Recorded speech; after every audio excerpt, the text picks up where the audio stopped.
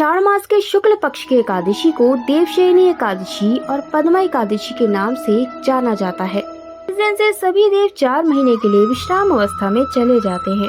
तो आइए सुनते हैं इस एकादशी व्रत की व्रत कथा के बारे में।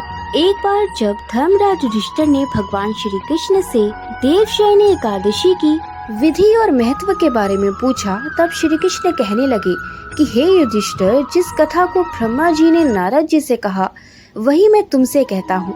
एक समय नारद जी ने ब्रह्मा जी से यही प्रश्न किया था।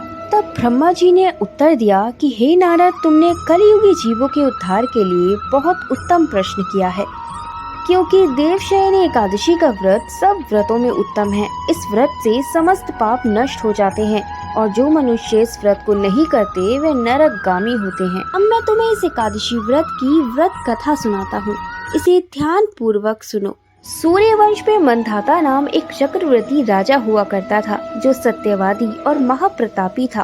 वह अपनी प्रजा का पुत्र भांति पालन किया करता था। उसकी प्रजा धन धान्य से भरपूर और सुखी थी। उसके राज्य में कभी किसी चीज की कोई कमी नहीं थी। लेकिन एक समय ऐसा आया जब उस राजा के राज्य में 3 वर्ष तक वर्षा नहीं हुई और अकाल पड़ गया। प्रजा अन्न की कमी के कारण अत्यंत दुखी रहने लगी। अन्न न होने से राज्य में यज्ञ आदि भी बंद हो गए। एक दिन प्रजा राजा के पास जाकर कहने लगी, हे राजा, सारी प्रजा त्राही त्राही पुकार रही है, क्योंकि समस्त विश्व की सृष्टि का कारण वर्षा है। वर्षा के अभाव से अकाल पड़ गया और अकाल से प्रजा मर रही है। इसीलिए हे राजन, कोई ऐसा उपाय बताइए जिससे प्रजा का कष्ट दूर हो। राजा कहने लगे, आप लोग ठीक कह रहे हैं। वर्षा से ही अन्न उत्पन्न होता है और आप लोग वर्षा न होने से अत्यंत दुखी हो गए। मैं आप लोगों के दुख को समझता हूँ। ये कहकर राजा कुछ सेना साथ लेकर वन की तरफ चल दिए। वहाँ अनेक ऋषियों के आश्रम में भ्रमण करते हुए अंत में ब्रह्मा जी के पुत्र अंगिरा ऋषि के आश्रम में पहुँचे। वह राजा ने घोड़े से उतरकर अंगिरा ऋषि को प्रणाम किया। अब अंगिरा ऋषि ने राजा को आशीर्वाद दिया और उनसे आश्रम में आने का कारण पूछा। राजा ने हाथ जोड़कर विनती भाव से कहा, हे भगवान, सब प्रकार के धर्म पालन करने के बाद भी मेरे राज्य में अकाल कैसे पड़ गया? इससे मेरी प्रजा अत्यंत दुखी है। राजा के पाप के प्रभावों से ही प्रजा को कष्ट होता है, ऐसा शास्त्रों में कहा गया है। जब मैं धर्म अनुसार राज्य करता हूँ तो मेरे राज्य में अकाल कैसे पड़ गया? इसके कारण का पता मुझको भी अभी तक नहीं चल सका। कृपया करके मेरे इस संदेह को दूर कीजिए, साथ ही प्रजा के कष्टों को भी दूर करने का कोई उपाय बताइए। इनकी इस बात को सुनकर ऋषि कहने लगे, हे राजन, ये सतयुग सब युगों में उत्तम है। इसमें धर्म के चारों चरण सम्मिलित है।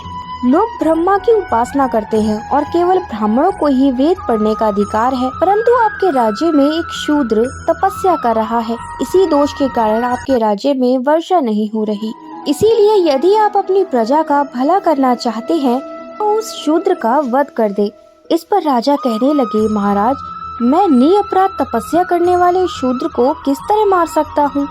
आप इस दोष से छुटकारे का कोई दूसरा उपाय बताइए। तब ऋषि कहने लगे, हे राजन, यदि तुम अन्य उपाय जानना चाहते हो तो सुनो। आषाढ़ मास के शुक्ल पक्ष की पद्मा नाम की एकादशी का विधि पूर्वक व्रत करो। व्रत के प्रभाव से तुम्हारे राज्य में वर्षा होगी और प्रजा सुख प्राप्ति करेगी, क्योंकि इस एकादशी का व्रत सब सिद्धियों को देने वाला है और समस्त उपद्रवों का नाश करने वाला है। इस एकादशी का व्रत तुम प्रजा, सेवक तथा मंत्रियों सहित करो। उन्हीं के इस वचनों को सुनकर राजा अपने नगर में वापस आए और उन्होंने विधि पूर्वक इस एकादशी का व्रत किया। इस व्रत के प्रभाव से वर्षा हुई और प्रजा को सुख पहुंचा। अंत में इस मास की एकादशी का व्रत सब मनुष्य को करना चाहिए। यह व्रत इस लोक से भोग और परलोक को मुक्ति देने वाला है। इस कथा को पढ़ने और सुनने से मनुष्य के समस्त पाप का नाश हो जाता है। यही एकादशी व्रत कथा समाप्त होती है। भगवान विष्णु के सच्चे भक्त है तो वीडियो को लाइक शेयर करना मत भूलिएगा। जय श्री कृष्णा, राधे राधे।